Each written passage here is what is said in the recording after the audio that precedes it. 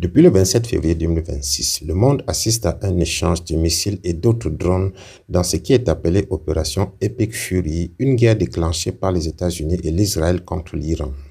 Contrairement aux années 1900, quand la guerre nécessitait d'abord une forte mobilisation des hommes habiles sur le terrain, quand la guerre se gagnait par le nombre, les nouvelles guerres sont technologiques. La force des bras nécessaire par le passé a été remplacée par la force du cerveau, l'intelligence.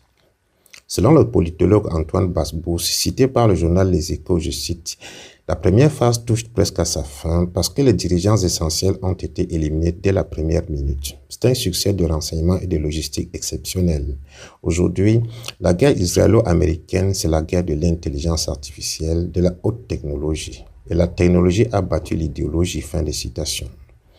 L'usage désormais intensif des SEM de drones, de l'intelligence artificielle, des lasers de haute intensité ou d'avions furtifs change la façon de mener le combat.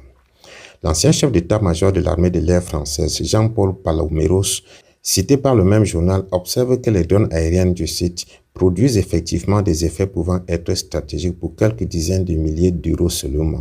Par ailleurs, c'est encore un domaine où l'intelligence artificielle embarquée se révèle extrêmement précieuse. On l'a notamment constaté dans la lutte contre le brouillage des drones et dans les adaptations permanentes que cela implique. Fin de citation.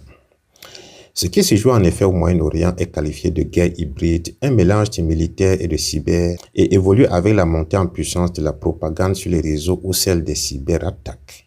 D'après plusieurs médias occidentaux, l'intelligence artificielle joue également un rôle déterminant. Le conflit au Moyen-Orient en est la première démonstration de la rencontre de l'intelligence artificielle et de la guerre à cette échelle, surtout du côté des États-Unis. L'armée américaine y a notamment recours à diverses fins, selon BFM TV. Le média explique en plus que les outils comme Claude sont devenus particulièrement utiles au gouvernement et aux forces américaines grâce à une de leurs fonctions.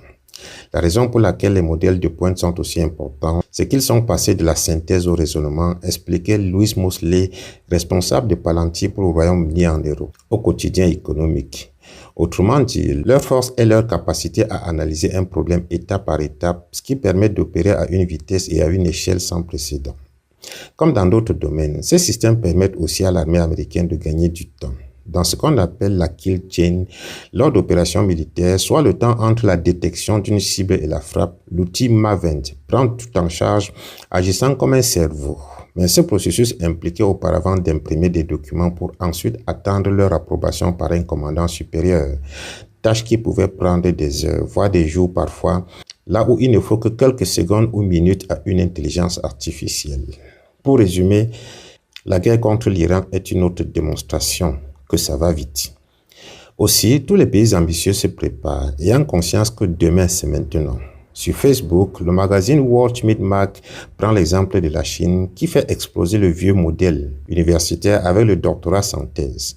En 2024, elle a engagé une réforme audacieuse de son système doctoral. Dans plusieurs domaines, notamment l'ingénierie, les doctorants peuvent désormais obtenir leur diplôme non pas en rédigeant une thèse académique classique, mais en développant un produit, une technologie ou une solution industrielle concrète. Depuis 2025-2026, plusieurs soutenances ont déjà marqué les esprits. Au lieu de défendre des centaines de pages théoriques, les candidats ont présenté des blocs d'acier renforcés façon Lego destinés aux pylônes de pont, des procédés innovants de soudage laser sous vide et d'autres applications directement exploitables par l'industrie. Objectif affiché, mettre fin au plagiat, démanteler les usines à thèse et reconnecter l'université à la production réelle. Le message est clair, un doctorat doit produire de la valeur, pas seulement du papier. Cette réforme s'inscrit dans une stratégie plus large de montée en gamme technologique et d'industrialisation accélérée. Là où certains systèmes académiques continuent de sacraliser la théorie déconnectée du terrain, Pékin choisit le pragmatisme comme fer de lance du développement. Former des ingénieurs capables de concevoir, prototyper et industrialiser. Voilà le pari. En transformant le doctorat en moteur d'innovation tangible, la Chine affirme une ambition sans détour, dominer les technologies du XXIe siècle. C'est dans cette mouvance mondiale, orientée technologie de pointe, que le Premier ministre camerounais Joseph Dione Goutté a signé le 13 mars 2026 un décret portant création de 14 collèges d'enseignement secondaire général, soit 2 dans la région de l'Adamawa, 3 dans la région de l'Est, 8 dans la région de l'extrême nord et 1 dans la région du littoral, à Yabassi plus précisément dans le département d'Unkam. Pas un seul établissement d'enseignement technique concerné dans ce décret, ce qui donne une idée de la jeunesse que le gouvernement prépare et du Cameroun de demain, celui des thèses de doctorat de littérature, quand ailleurs les dissertations sont bannies et la technologie privilégiée. On appelle cela ramer à contre-courant.